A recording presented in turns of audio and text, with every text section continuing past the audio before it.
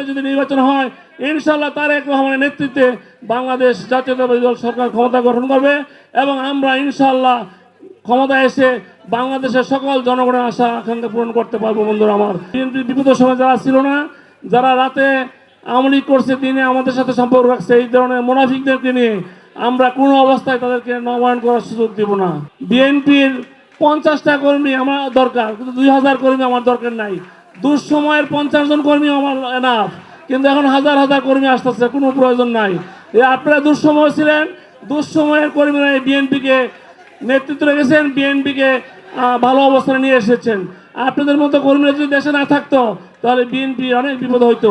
এই জন্য আমি বলতে চাই, দুঃসময়ের বিএনপির কর্মীরা এই বিএনপি আসল কর্মী। আরেকটা কথা মনে রাখবেন, নেতৃত্ব কিন্তু এমনি আসে না, কর্মী বান্ধব নেতা হওয়ার চেষ্টা করবেন। কর্মীদেরকে মূল্যায়ন করতে হবে। দুঃসময় যে কর্মীরা আমাদের পাশে ছিল সেই কর্মীদেরকে আমরা মূল্যায়ন করতে চাই, তবেই আমরা নেতৃত্বে আসতে পারবো। এই জন্য আমার রিকোয়েস্ট হচ্ছে, আপনারা কর্মী বান্ধব নেতা হবেন, কর্মীদের দুঃসময়ের যে সমস্যাগুলো দেখবেন, কর্মীরা আমাদের পাশে থাকবে যদি আমরা তাদের সকল আপদ বিপদে থাকি। নেতা তারেক রহমান উনি দেশের বাইরে আছে, প্রায় 8000 মাইল দূরে থেকে এই পার্টিটাকে সংগঠিত করার জন্য চেষ্টা করেছে। দীর্ঘ 17 বছর ধরে উনি আমাদের সাথে কথা বলে, বাংলাদেশের জনগণের প্রান্তিক পর্যায়ে আমাদের নেতা কর্মীদের সাথে কথা বলে এই পার্টিটাকে সংঘবদ্ধ রেখেছে, সংগঠিত করেছে আমার নেতা তারেক রহমান। কিন্তু আমার একজন কর্মীর জন্য যেন এই দলটা ক্ষতিগ্রস্ত হতে পারে না, আপনারা খেয়াল রাখবেন। কারণ বিএনপি অনেক বড় দল, বিএনপি অনেক বড় দল, কাজেই এই বিএনপির মধ্যে দুইটা একটা খারাপ দুষ্ট লোক থাকতেই পারে। আপনারা সবাই খেয়াল রাখবেন যারা কোনো অবস্থায় দুইটা একটা কর্মীর জন্য আমাদের পার্টি ক্ষতিগ্রস্ত না হয়। বন্ধুরা আমার, চাঁদাবাজির কথা এসেছে, চাঁদাবাজি কারা করে?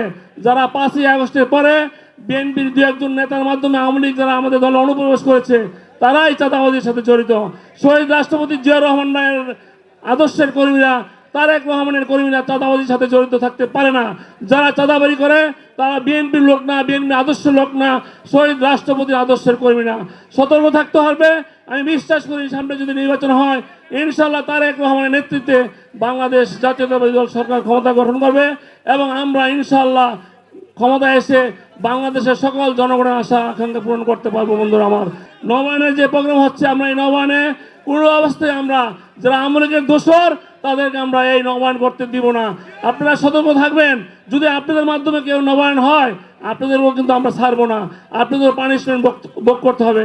পরিশেষে বাটারা থানা বিএনপিকে বিশেষ ধন্যবাদ জানাচ্ছি আপনারা একটা সুন্দর প্রোগ্রাম উপহার দেওয়ার জন্য।